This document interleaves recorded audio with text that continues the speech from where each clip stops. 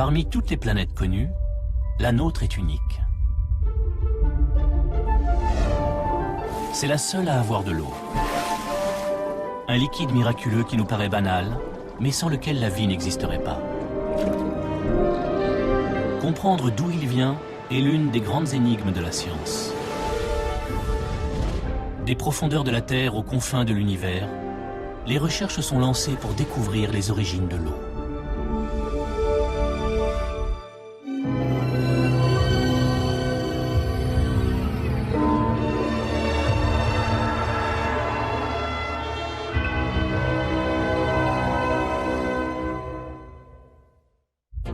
La Terre est la seule planète du système solaire dotée d'eau à l'état liquide. 1350 millions de kilomètres cubes. Elle couvre plus de 70% du globe. Elle constitue même 60% du corps humain. On sait beaucoup de choses sur elle, sauf d'où elle vient.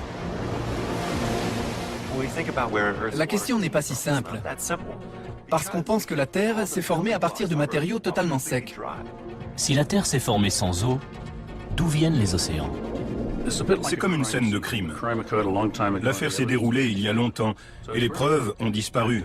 On doit enquêter, remonter dans le temps pour savoir ce qui s'est passé il y a 4,5 milliards d'années. C'est difficile. Pour la première fois, des spécialistes de différentes disciplines vont partir ensemble à la recherche des origines de l'eau.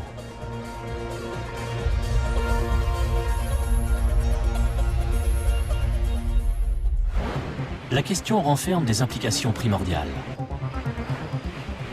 On ne connaît aucun organisme qui n'ait pas besoin d'eau à l'état liquide pour vivre. Se demander comment la Terre a acquis son eau, c'est se demander ce qui rend une planète propice au développement de la vie. Pour percer ce mystère, il faut repartir en arrière jusqu'à la naissance du système solaire. Il y a 4,6 milliards d'années, notre Soleil est une étoile qui vient de naître, entourée d'un immense disque de gaz et de poussière. Pendant des millions d'années, il s'est condensé pour former les planètes. Loin du Soleil, il fait si froid que des planètes comme Jupiter se développent autour d'un noyau glacé. Plus près du Soleil, il fait autour de 500 degrés. La Terre se forme à partir de substances qui se condensent à haute température, comme la roche et le fer. Il fait trop chaud pour qu'il y ait de l'eau. Notre planète est complètement sèche. L'une des pistes envisagées est que l'eau aurait été apportée par des comètes venues des confins les plus froids du système solaire et composée essentiellement de glace. Toby Owen les étudie depuis plus de 40 ans.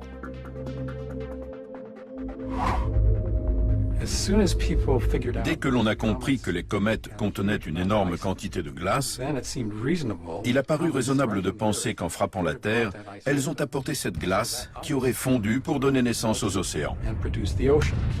Pendant 600 millions d'années, la jeune Terre est bombardée par des centaines de millions de comètes.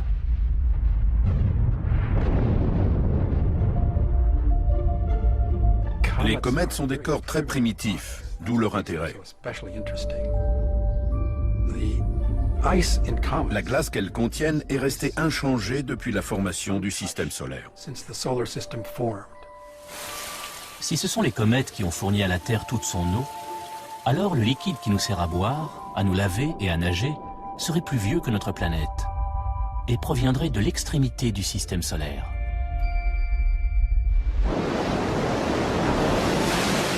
Reste à en trouver la preuve. Il faut aller chercher des indices dans l'eau terrestre et les mettre en relation avec d'autres choses comme les comètes pour essayer de comprendre comment l'eau est arrivée. Heureusement, l'eau contient de tels indices. À l'œil nu, elle a toujours le même aspect. Mais certaines différences trahissent son origine. Toutes les molécules d'eau sont composées d'un atome d'oxygène et de 2 atomes d'hydrogène. Mais ce dernier se présente sous 2 formes. Pour l'essentiel, il s'agit d'hydrogène normal ou léger. Mais une minuscule fraction représentée en bleu est de l'hydrogène lourd.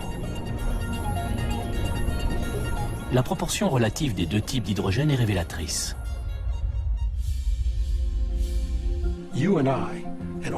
Vous et moi et tous les animaux, les arbres, les océans, les lacs et les rivières, nous avons le même rapport hydrogène lourd, hydrogène léger.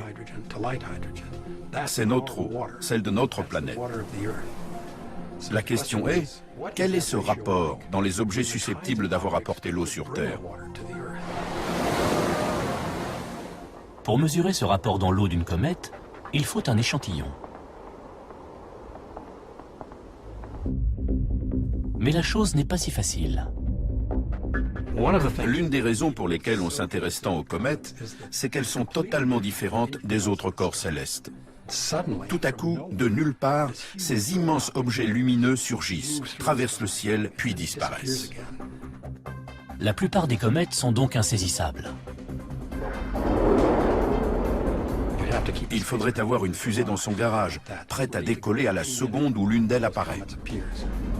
Pourtant, il en existe une qui occupe une place à part dans le cœur des astronomes. Ce n'est pas la plus grande, ni la plus lumineuse, mais elle est prévisible. La comète de Halley est spéciale parce qu'elle est grande, mais on connaît quand même son orbite. On peut donc prévoir très facilement quand elle reviendra vers la Terre. En 1986, Halley passe suffisamment près de la Terre pour qu'on puisse effectuer des mesures.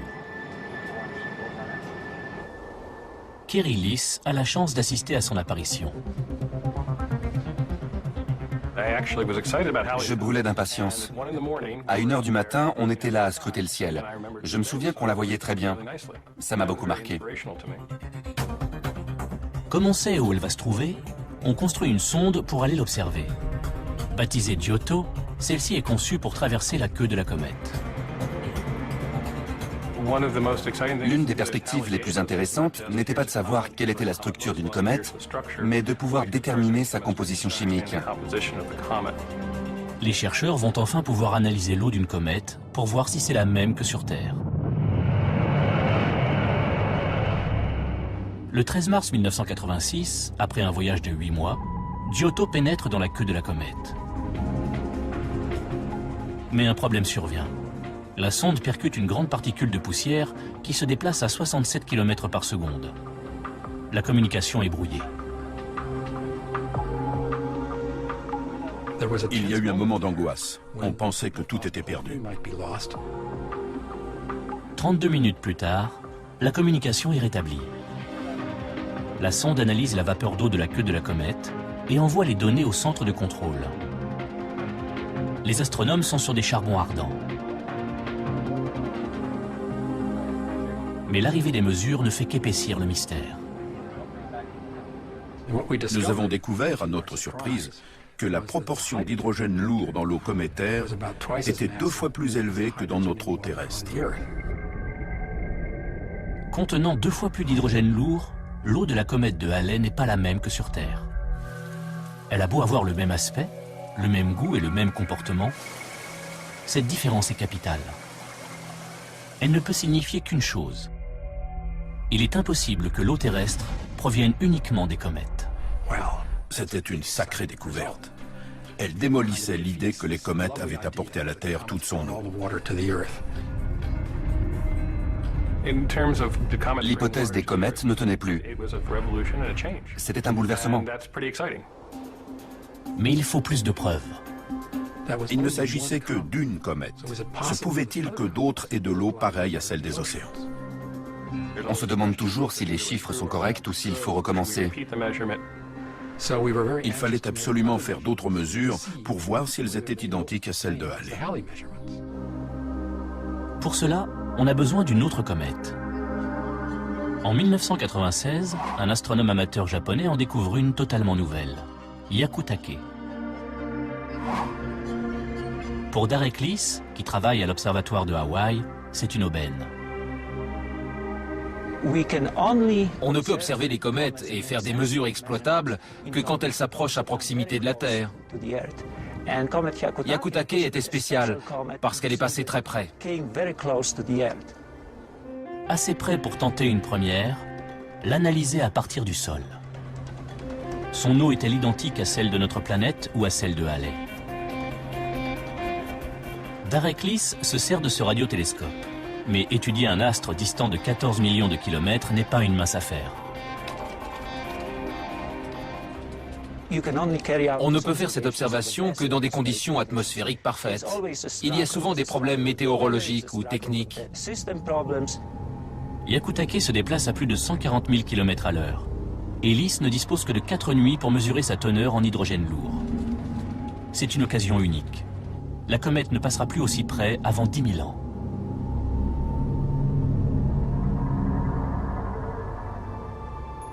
La théorie de l'origine cométaire de l'eau terrestre repose sur cette mesure. Pour cette mesure, on a eu beaucoup de chance. Tout s'est bien passé, la météo était bonne, les récepteurs ont fonctionné, on a pu procéder à cette opération extraordinaire.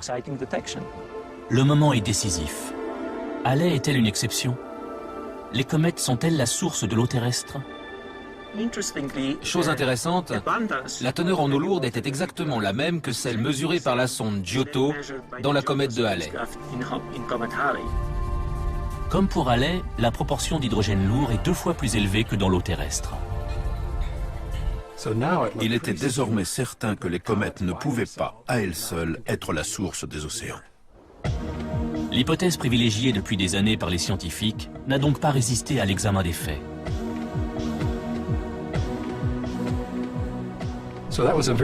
C'était très intéressant. Cela voulait dire qu'il devait y avoir eu une autre source pour donner les océans actuels. Il fallait à présent trouver ce qui s'était réellement passé. En 2002, une découverte inattendue va lancer les chercheurs sur une nouvelle piste. Quand on s'en est rendu compte, on a été stupéfait. On ne cherchait pas à confirmer une intuition, c'était une vraie découverte. On ne savait pas ce qu'on allait trouver. Depuis des années, on pensait que la Terre s'était constituée sans eau. Drake cherche à bâtir une nouvelle théorie. Les zircons établissent qu'il y avait de l'eau liquide il y a 4,4 milliards d'années. Mais savoir d'où elle venait est un gros problème. On doit envisager la possibilité qu'elle était présente dans les éléments à partir desquels la planète s'est formée. Comment pouvait-il y avoir de l'eau dans ces matériaux alors qu'ils étaient soumis à une chaleur extrême? Pour le savoir, il faut de nouveau retourner dans le passé. On est remonté sur 4 milliards et demi d'années avant l'apparition des planètes. Le système solaire était fait de grains de poussière entourés d'hélium, mais aussi d'hydrogène et d'oxygène qui ont réagi pour former de l'eau. Il y avait donc en fait des poussières entourées d'eau. Sur des millions d'années, les poussières et les gaz se condensent pour donner naissance aux planètes. Loin du Soleil, Jupiter et Saturne se forment autour de noyaux glacés. Mais l'eau peut exister sous une autre forme que la glace. Plus près du Soleil, là où il fait beaucoup plus chaud, elle peut être emprisonnée dans les roches, comme le montre ce minéral. Quand on le regarde, il a l'air sec. Et quand on le touche aussi. À la chaleur, il dévoile ses secrets. Là, on voit qu'il bout en petites perles d'eau. Il y en a beaucoup. Un minéral qui a l'air parfaitement sec peut contenir une énorme quantité d'eau. Quand le système solaire se forme, l'immense nuage de gaz et de poussière retient la chaleur du jeune Soleil. À l'endroit où naît la Terre, il fait plus de 500 degrés centigrades. Trop chaud pour que des roches qui contiennent de l'eau, les roches hydratées, puissent se former et constituer les planètes.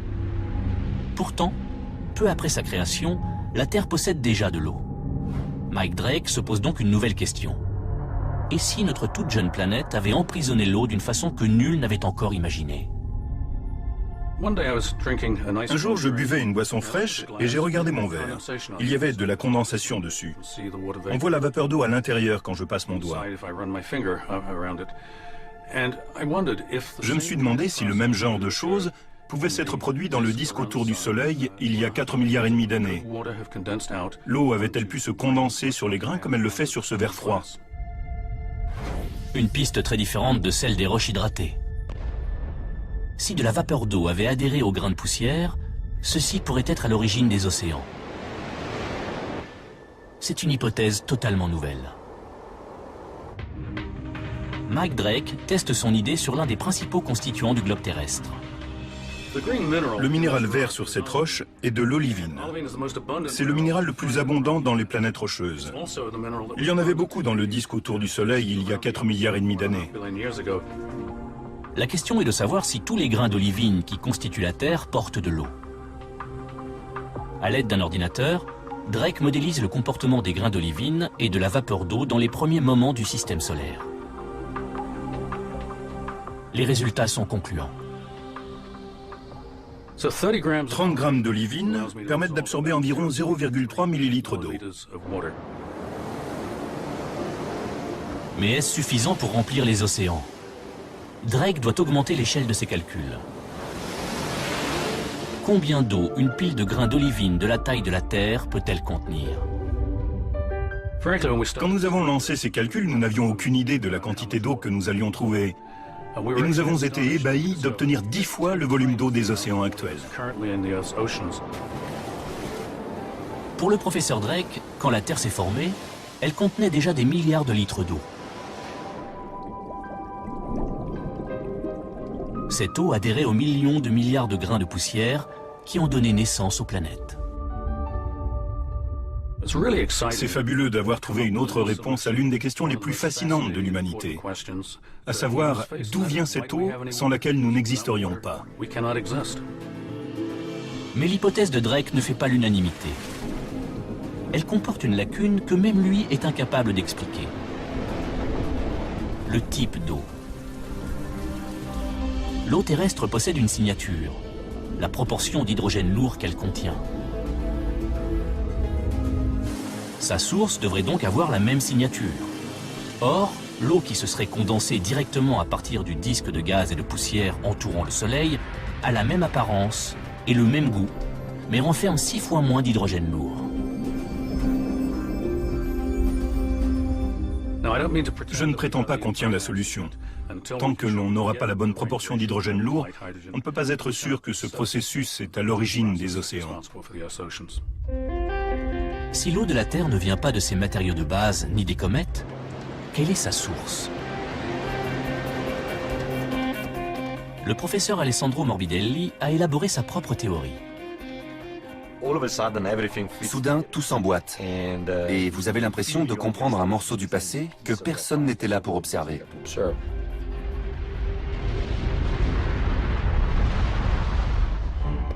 Va-t-on enfin découvrir la clé de l'énigme?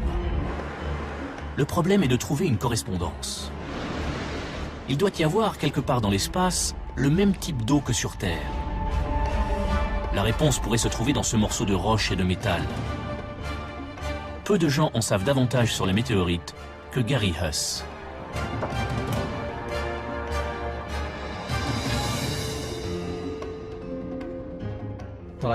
J'ai grandi dans le sous-sol du musée des météorites de mon grand-père en Arizona.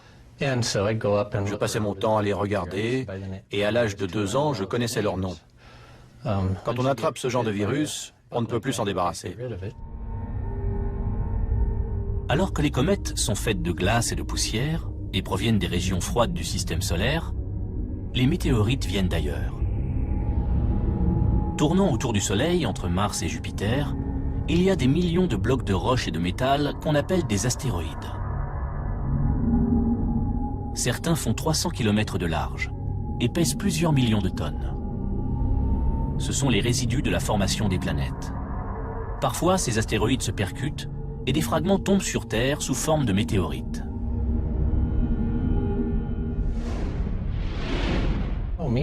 Les météorites sont parmi les objets les plus intéressants qu'on puisse trouver. Elles traversent la moitié du système solaire depuis la ceinture d'astéroïdes. Pour un scientifique, c'est un peu le Saint Graal. Mais que peuvent-elles nous apprendre de nouveau? Il y a 100 ans, on pensait qu'une planète s'était fragmentée et que tout était sec et chaud. L'examen d'une météorite au microscope révèle un autre tableau. En les étudiant, on s'est rendu compte que certaines contiennent un pourcentage d'eau. Voici une coupe d'un type de météorite appelé chondrite carbonée. La partie noire est un minéral qui contient de l'eau. Ce fragment faisait partie d'un astéroïde qui s'est formé à 300 millions de kilomètres d'ici. Il montre qu'à cette distance du Soleil, les astéroïdes renferment de l'eau.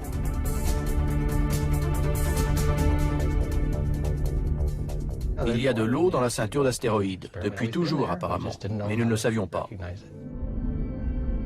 Cette eau est-elle identique à celle de la Terre?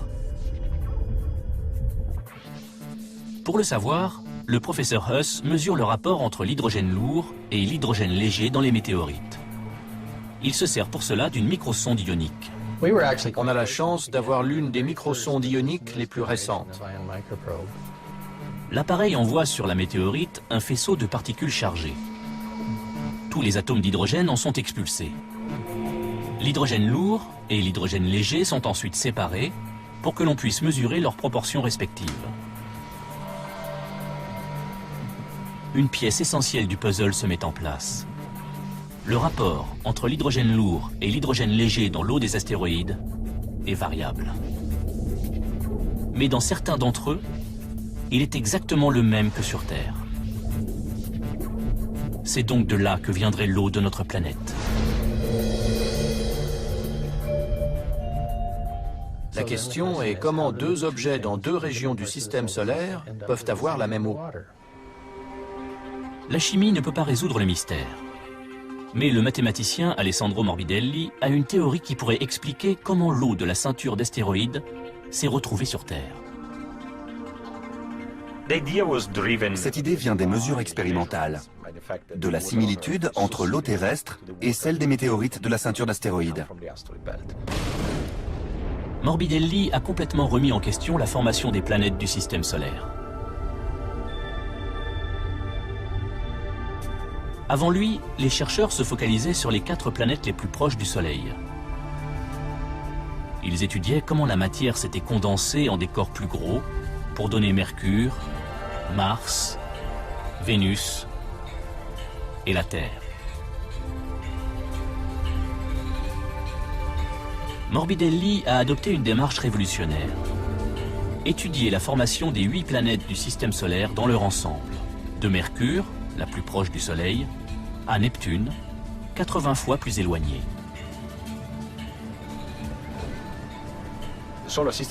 Le système solaire constitue un tout.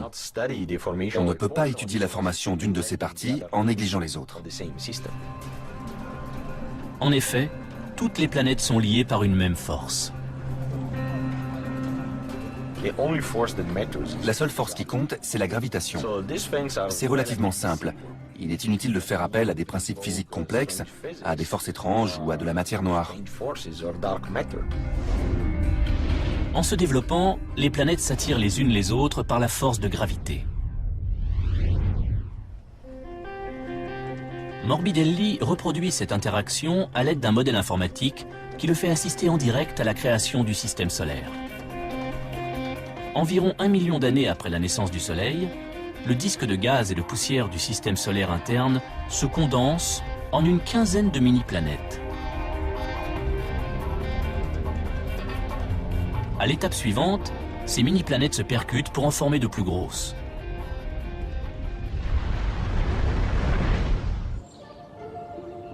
Voici l'illustration de ce processus. Les oranges représentent les mini-planètes proches du Soleil. Il fait trop chaud pour qu'elles aient de l'eau. Plus on s'éloigne, plus la température baisse. À 370 millions de kilomètres du Soleil, il fait assez froid pour que des mini-planètes se forment avec des roches hydratées. Elles sont représentées par ces légumes.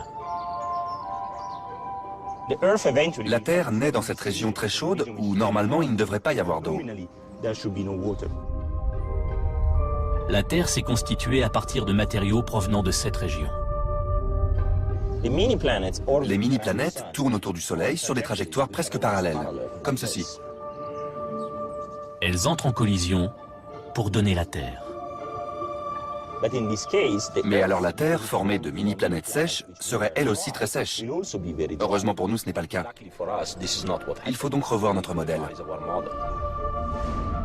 En considérant le système solaire comme un tout, le scénario change. Un nouvel acteur entre en scène. Jupiter. la plus grande des planètes, et l'une des premières à atteindre sa taille définitive. Elle est 300 fois plus massive que la Terre.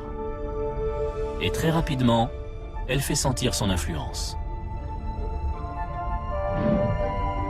Représentée par ce ballon argenté, elle exerce une attraction considérable qui perturbe les orbites de ses voisines.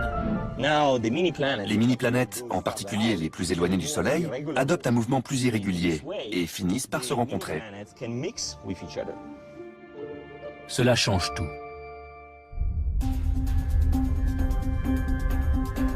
La Terre est créée à partir de plusieurs mini-planètes, certaines sèches, d'autres contenant de l'eau. Ce modèle explique pourquoi son eau est similaire à celle de la ceinture d'astéroïdes. Soudain, tout s'emboîte. Et vous avez l'impression de comprendre un morceau du passé que personne n'était là pour observer. C'est un moment fantastique qui ne survient que quelques fois dans la carrière d'un scientifique. Mais même s'ils se produisent rarement, ces instants sont si extraordinaires qu'ils valent bien des années de travail. L'idée de Morbidelli est aujourd'hui la théorie dominante. Mais des zones d'ombre demeurent. Pour le moment, c'est la meilleure réponse qu'on ait. Le problème, ce sont les détails. Il y en a certains qu'on ne comprend pas. Il faut continuer à travailler jusqu'à ce qu'ils soient tous élucidés. La question est de savoir ce que devient l'eau terrestre lors des collisions incessantes que subit la planète. L'énergie dégagée par ces collisions est si forte qu'elle est capable de faire fondre la Terre. En plus, elle vaporise une partie de ses roches.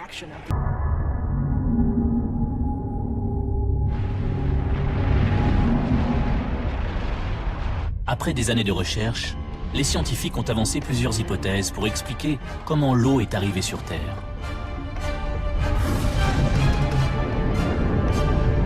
Mais la dernière étape de la formation de notre planète est une série d'impacts cataclysmiques. L'eau a-t-elle pu survivre à ce phénomène? La réponse se trouve dans le ciel. Depuis 13 ans, Robin Canup étudie la formation de la Lune. Les gens sont fascinés par la Lune parce qu'elle est à nos côtés depuis le début de l'histoire humaine et de celle de la Terre. Tous les hommes ont contemplé la même Lune. La Lune est née d'une collision entre la Terre primitive et une mini-planète. La théorie privilégiée est celle de l'impact géant. Alors que la Terre finissait de se former, elle est entrée en collision avec un autre grand objet. Plus petit qu'elle, mais d'une taille comparable à celle de Mars. Donc un choc énorme. C'est la dernière des collisions géantes entre les mini-planètes qui ont formé la Terre. Pourquoi a-t-elle donné naissance à une Lune aride et pas à une Terre de plus grande taille? Un modèle informatique permet de le comprendre. La clé, c'est l'angle de l'impact. Quand cette collision est survenue, elle s'est produite sous un angle oblique. Et l'objet impacteur s'est trouvé dispersé en un long bras de débris qui s'est drapé autour de la Terre pour former un disque. En un laps de temps pas plus long qu'une vie humaine, ces débris se sont agglomérés pour constituer la Lune. Alors pourquoi celle-ci n'a-t-elle pas d'eau? Si on disperse ces roches en un disque autour de la Terre, de telle façon qu'ils soient très étendus et couvrent une immense surface sur laquelle les roches peuvent perdre leur eau, celle-ci tend à s'évaporer. Ce modèle explique pourquoi la Lune est sèche, mais pas ce qui est arrivé à l'eau terrestre. L'impact dont la Lune est issue est un événement d'une telle ampleur qu'il est difficile à appréhender. Si vous avez déjà vu un volcan et de la lave qui jaillit de la Terre, vous avez une idée de ce que sont les roches en fusion. Et elles auraient été le matériau le plus froid sur Terre après l'impact. Continuez à chauffer ce matériau encore plus, et il finit par se vaporiser. La collision a dégagé suffisamment d'énergie pour ça. Ces impacts terribles auraient dû chasser toute l'eau présente sur Terre.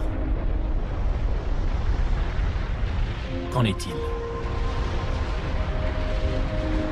On sait quand il y avait de l'eau à la surface de la planète. Si on peut déterminer à quel moment la série de collisions a pris fin, on pourra comparer les deux dates. Si elles sont proches l'une de l'autre, il est très probable que l'eau ait survécu. Il faut donc savoir à quel moment a eu lieu le dernier impact, celui dont la Lune est issue.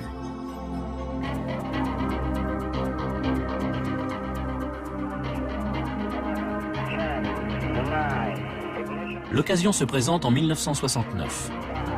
4, 3, 2, 1, 0, elle décolle.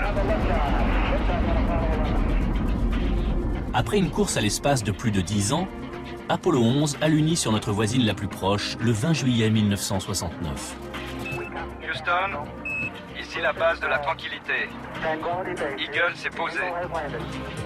Au cours des 3 années suivantes, 5 autres missions Apollo sont envoyées sur la Lune. Les astronautes explorent la surface et recueillent une profusion de données.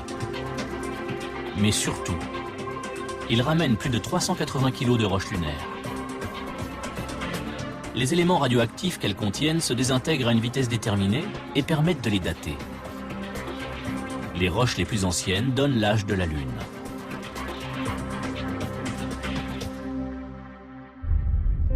L'impact a eu lieu il y a environ 4,5 milliards d'années. Puisque c'est la dernière grande collision que la Terre ait connue, c'est une date capitale. Très peu de temps après l'impact qui a formé la Lune.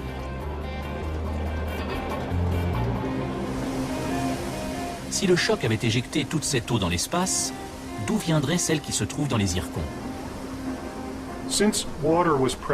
Puisque l'eau sous forme liquide était présente ici en abondance, peu après la formation de la Lune, de deux choses l'une.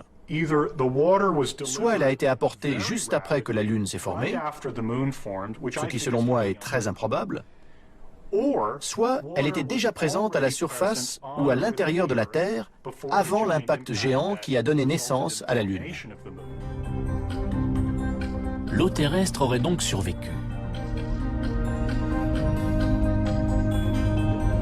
Mais comment? Le professeur Drake pense le savoir.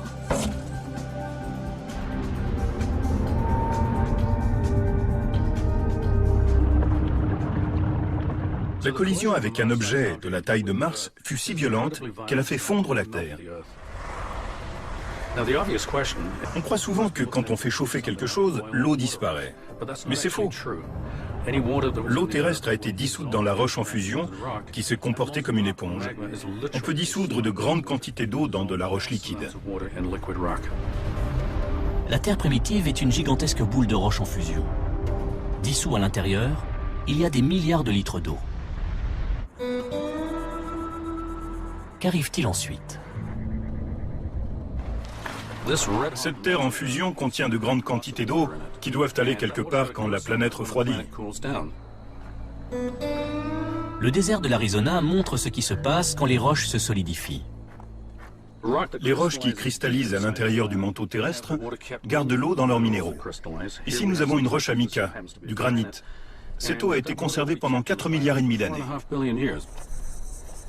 Les roches, qui se solidifient en profondeur, sous la lave, peuvent retenir l'eau. Mais la lave près de la surface donne un autre type de roche. Les roches près de la surface, comme celle-ci, vous voyez ces porosités. Elles perdent son eau en faisant de petites bulles, d'où ces trous. Imaginez qu'il y ait des roches comme celle-ci sur toute la planète, libérant de la vapeur d'eau dans l'atmosphère. Regardez cette montagne et imaginez la quantité de vapeur d'eau qui sortirait lors de la cristallisation. Partout sur la planète, la vapeur d'eau s'échappe des roches en train de refroidir. L'atmosphère en est gorgée. 100 millions d'années plus tard, la Terre est suffisamment froide pour qu'une croûte se forme. Une pluie brûlante s'abat, s'écoule en rivière et finit par former les océans. En quelques dizaines de milliers d'années, la Terre se retrouve avec autant d'eau qu'elle en possède aujourd'hui. Mais elle n'a toujours pas son aspect actuel. L'eau est verte et le ciel est rouge, saturé de dioxyde de carbone. 1 milliard d'années passent et la vie apparaît, libérant suffisamment d'oxygène pour modifier à jamais l'atmosphère. Pour finir, c'est la vie qui donne à la Terre ce visage familier. C'est en étant emprisonnée dans le magma que l'eau est parvenue à se maintenir. Mais il manque un chapitre à l'histoire.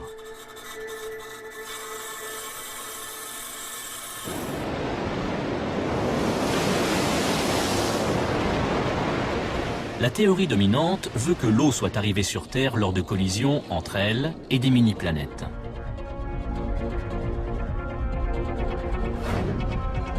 Mais ce n'est pas tout. Pour moi, il y a eu plusieurs sources différentes. Les comètes, par exemple. Mais les analyses ont montré qu'elles ne peuvent pas être à l'origine de toute l'eau terrestre.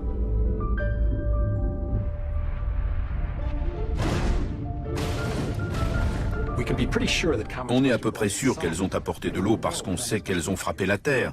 Mais la question c'est combien? Quel pourcentage? Autre source possible, le système solaire. Les comètes et les astéroïdes ont pu fournir une partie de l'eau. Mais cela ne suffit pas. L'essentiel a dû venir de l'absorption de l'eau par les grains de poussière avant la formation de la planète. Ces différentes sources ont-elles pu donner assez d'eau pour permettre l'apparition de la vie? Il est impossible de déterminer leur apport respectif, car l'eau terrestre est brassée depuis plus de 4 milliards d'années. Et durant tout ce temps, elle ne s'est pas seulement mélangée, elle a changé.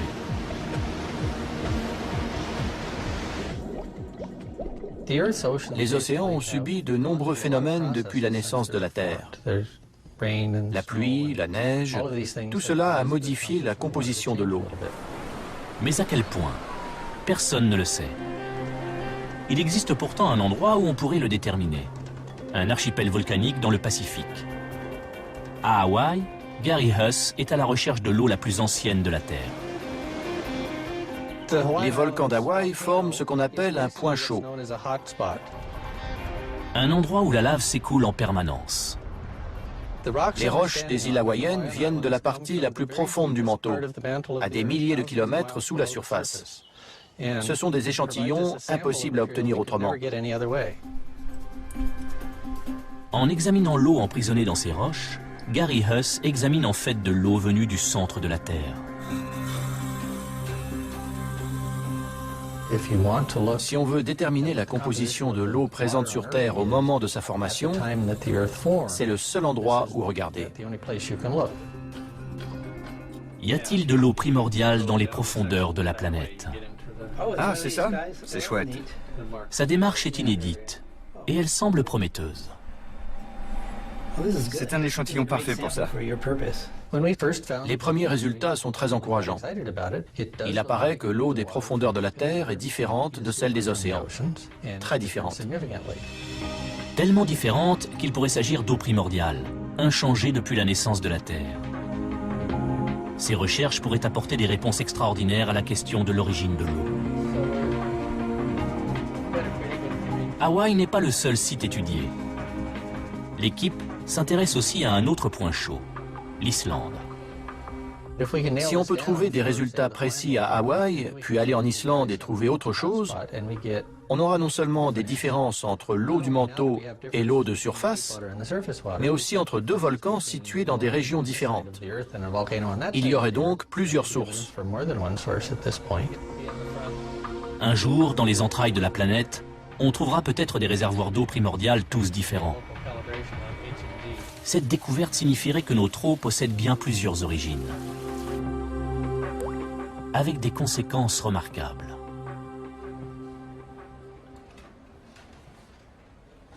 Depuis des années, les astronomes poursuivent un objectif. Fouiller l'espace à la recherche d'une autre planète comme la nôtre.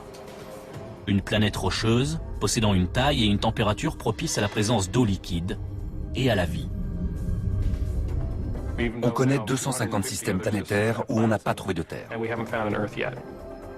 Mais avec encore des milliards de systèmes à explorer, les statistiques sont favorables. Il y a 100 milliards d'étoiles dans notre galaxie, dont 10% seraient des étoiles semblables au Soleil. Parmi elles, on pense que 10% possèdent des planètes. Cela fait 1 milliard d'étoiles susceptibles d'avoir une planète comme la Terre. Reste à savoir s'il y a de l'eau dessus. Ces planètes pourraient-elles être compatibles avec la vie? Les télescopes ne peuvent pas répondre, mais les modèles informatiques, si. Sean Raymond en a mis un au point. On part des observations de personnes munies de télescopes qui découvrent des planètes géantes tournant autour d'autres étoiles. On prend les orbites de ces planètes et on regarde si dans ce système, il pourrait se former une planète comme la Terre. Son modèle informatique montre que quand des planètes se forment autour d'une étoile, certaines acquièrent de l'eau. Dans cette simulation, les points rouges sont secs, les bleus ont de l'eau. Tous ces points sont des mini-planètes. Loin de leur soleil, les bleus ont de l'eau. Plus près, il fait plus chaud et les rouges sont sèches. En se formant, elles commencent à refroidir. Une planète assez chaude pour avoir de l'eau doit se trouver dans la zone sèche. Celle-là est une bonne candidate. Le modèle montre comment les mini-planètes pourvues d'eau entrent en collision avec celles de la zone sèche. On vient de la voir passer du rouge au jaune, puis au vert. Elle a acquis de l'eau. À la fin de la simulation, elle en contient beaucoup. Résultat, une planète semblable à la nôtre. À l'aide de ce modèle, on peut calculer comment d'autres terres se forment et combien il pourrait y en avoir. Si les choses étaient différentes, comme elles le sont autour de cette étoile, on peut se demander comment cela affecterait la formation des planètes et le rapport en eau. Si la Terre a acquis son eau de plusieurs manières, par l'intermédiaire des comètes et dans ses constituants initiaux, les chances de découvrir une planète pareille à la nôtre et possédant de l'eau liquide montent en flèche. Et aussi les chances de découvrir une vie extraterrestre. C'est une grande question. Sommes-nous seuls dans l'univers? Personne ne le sait. Tout le monde brûle de trouver une vie sur d'autres planètes. On est en train de faire un pas de plus dans cette direction. C'est génial. C'est super. Dans ce domaine, les chercheurs sont plus confiants que jamais.